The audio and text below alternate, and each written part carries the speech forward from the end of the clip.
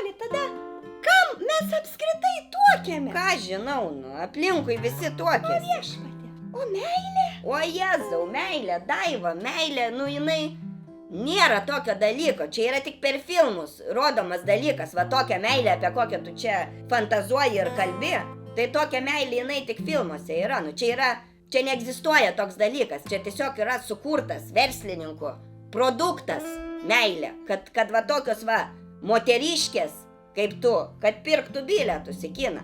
Prisižiūri paskui su popkornais tų visokių kažkokių gražių meilių, tų visokių absurdų prisižiūri ir tada atsiranda tokių visokių lūkesčių. Tada išeina iš kino į šitą normalų tikrą pasaulį ir tada tikisi meilės kažkokių tai gėlių, dovanų, kažkokių siurprizų.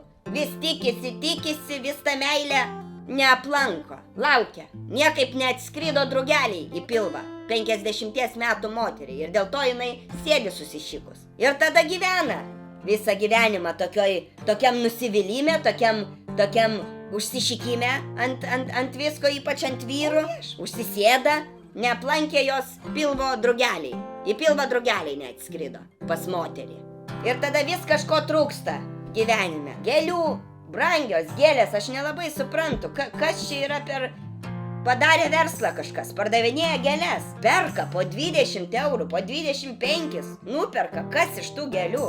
Absurdas, tas visas gėlių parduotuvės išsprogdint reikia. Turgus gėlių dirba visą parą, ligoninė tiek nedirba, supranti, gėlių turgus dirba, nes čia yra gyvybės ir mirties klausimas.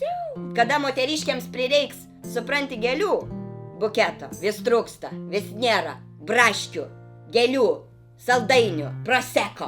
Nieks jums nepadovanoja. Eikit, nusipirkit, kas yra, mėgstat gėlės, eini, nusiperk, jeigu reikia. Kažkaip gyvena ir laukia, kad pati nusipirktum gėlių, tai tokio dalyko nesu matęs. O lauki tai turbūt visus 20 santuokos metų.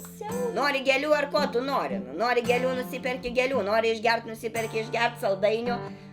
Į kiną papuošalą irgi nori papuošalą nusipirkti. Kas tu esi, ką tu negali nusipirkti, kodėl tau kitas žmogus, jisai sunkiai dirba, kodėl jis dabar turi už tos pinigus metalo gabaliuką tau pirkti už 1000 eurų. Vyras kažkaip jisai aiškiau gyvena, paprastesnis, aiškesnis, konkretesnis sutverimas. Vyras jisai tiesiog jis gyvena į mato realybę, taip kaip yra, o ne fantazijų migloj kažkokio gyvena. Tai reikėjo ir gyventi, su vyru susituokus. Tai tu, Daiva, labai panašiai į vyrą buvai su ta pačia 20 metų išlaikyta skusta galva.